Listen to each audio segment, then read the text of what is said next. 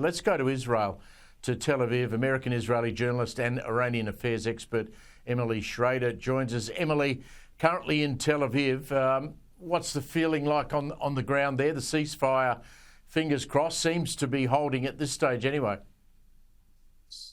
First of all, thanks for having me on. So far, so good in terms of the ceasefire. We haven't seen any major violations.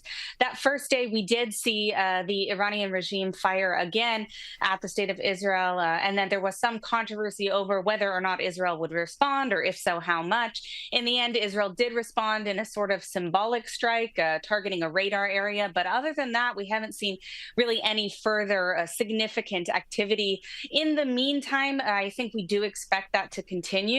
But more importantly, I think, is what's happening on the ground in terms of the public opinion. And what we've seen since this ceasefire was declared is quite a bit of opposition to it. I think that a lot of the Israeli public was more than prepared to extend this operation and ensure that we really dealt the Islamic Republic a heavy blow, and perhaps gave the Iranian people a chance to really rise up and take back their country. It remains to be seen if that will or will not happen. At this point, we have dealt a pretty serious blow to the Islamic regime. But again, there's a lot of activity going on the ground inside Iran now that I'm hearing from contacts there. A lot of checkpoints, a lot of arrests. Over 700 Iranian civilians have already been arrested. Text messages have gone out to tens of thousands of Iranian civilians, warning them that there are hefty prison sentences for liking or following Israeli pages on social media. So we see this totalitarian state acting as totalitarian states do, even against their own citizens in this scenario. Well, you are an expert on Iran. It's your expertise. I mean, that's how you expect a regime as brutal as the one that's been running Iran for the last, 50 years, that's how they're going to act, aren't they? They're going to round up their own people who they might suspect might have helped out Israel or might be involved with Mossad or whatever.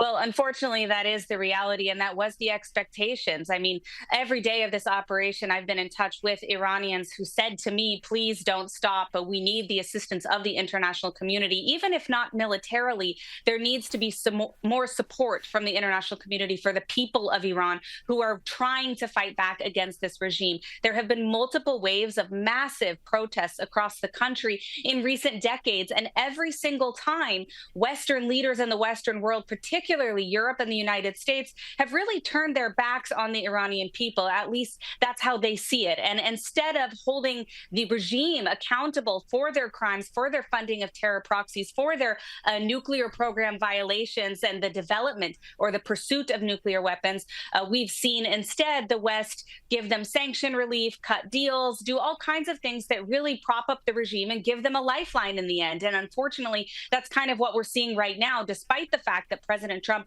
has previously been very strong when it comes to dealing with the Islamic regime.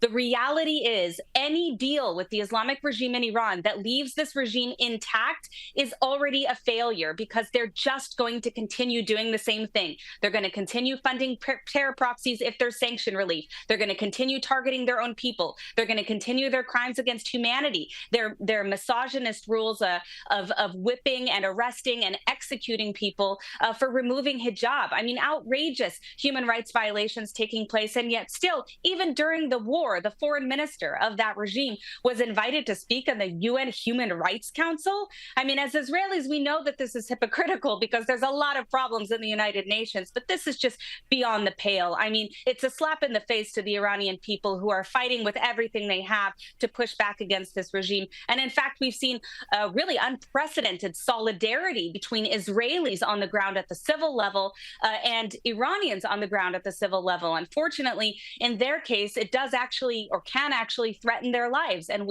we need international support to push back against this. We can only hope and pray for regime change. Emily Schrader, thank you very much for joining us there from Tel Aviv.